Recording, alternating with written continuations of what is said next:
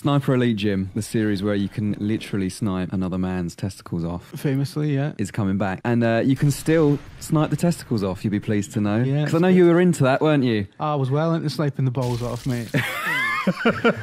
It's well gory now, though, Jim. Yeah. The X-ray kill cams, which people love. Yeah. They're back, but they've got 2 more of them. There's now also what they call a shrapnel X-ray kill cam. Right, okay. Where you can blow things up in the environment, and you can watch like an explosive barrel, and you can watch fragments of that just go into other people's bodies, which is gloriously violent. Yeah. And also melee X-ray kill cams where you can punch someone in the face and watch their nose just like shatter into pieces. It's fucking gruesome, isn't it? It's vicious, Jim. It's just a series for people who like seeing horrible things happen to the human body. Yeah.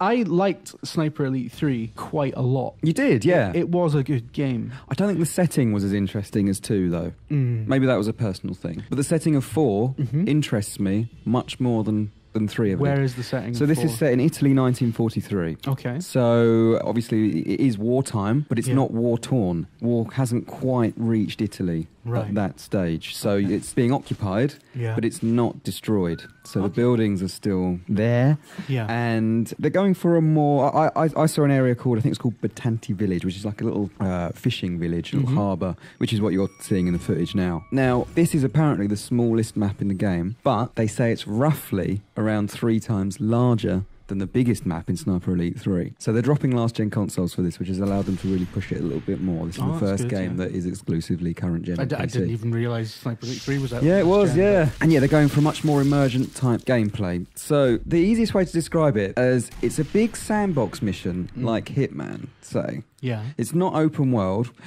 but there is an element of Metal Gear Solid 5 in it. It's really weird. It's like Metal Gear 5 meets Hitman. Right. It's not a big open world. It is just a square box. We have to sort of emphasise that. But the AI in it, they kind of do their own thing. You might stumble upon Nazis having a firefight with resistance fighters in Italy and things like that, which is kind of cool. And I don't know how much of an impact that's actually going to make on the final game. Yeah. You might just stumble across a bunch of dead bodies when you're playing the game, wonder, well, what has happened here?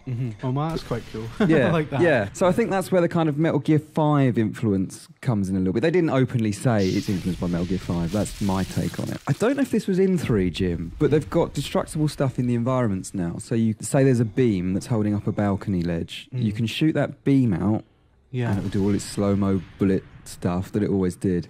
But it will take that balcony out as well. And obviously if there's an enemy walking across it at the top, you'll take him out at the same time. So they've got a certain amount of destructibility in the environment. You're not going to go around blowing up buildings and things like that. But the shooting system itself, one of the things that sniping games, and I can't remember if this applied to Sniper Elite 3 or not, it certainly applied to Ghost Warrior, is that when you fired a shot and you didn't do it particularly stealthily, people would know, the AI would instantly know your location and would know where to find you. And the entire map would be set on red alert, essentially. Okay. They're trying to avoid this in Sniper Elite 4. Okay. So they're working on what they're calling a new triangulation system where you fire a shot, people will hear the shot, they won't know exactly where it's coming from, they'll know the direction, just like the human body works. You'll know, well, that came from over there. Yeah. The more you fire, the more chance you are of being exposed because they will start to work out where you are. Yeah. So it's a lot more natural, it feels a lot more realistic. It sounds like maybe a more sophisticated version of what happened in Sniper Elite 3. It wasn't that like every soldier in the map would then zero in on you. Like there would be a bit of a search party and you could easily kind of move. The AI will also hear explosions. So if you blow up an explosive barrel, they will hear that barrel blow up. That makes sense. Yeah. And obviously there's ways, like in the old one, to mask your shots. Do you remember? It looked like a radar, but it wasn't. It was like an audio beacon that showed when you could really mask your shots. That's still in there. When you had generators that kept making noises and stuff. Yeah. You'll know what to expect if you've played Sniper Elite. It's just bigger and better now. In nice,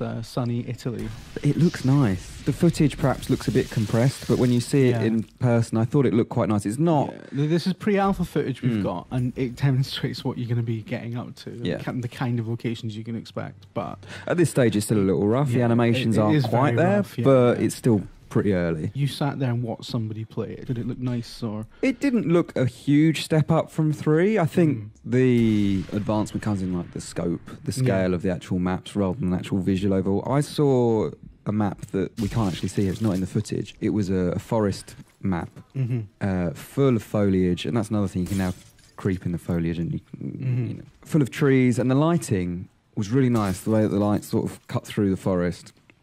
And I think environments like that really do show it a little bit more perhaps in terms of what the engine can do. It's not a brand new engine. They've just overhauled the previous engine. So they work on their own tech, essentially, and just upgrade it all the time. Okay. I think it looks nice. I don't think it's one of the better looking games on current gen, but I think it looks good. I don't think you'll be disappointed by it. I don't think Sniper Elite 3 looked bad. It just certainly wasn't as polished as other things that were coming out at the time. But, you know, Sniper Elite 3 was a bit of a diamond in the rough. I think most people in here enjoyed it. And there's a sort of simple, sick thrill out of just sniping someone's balls off. Yeah, you're absolutely right. And it was just, I mean, a lot of people get frustrated with the kill cams because they are quite frequent in Sniper Elite.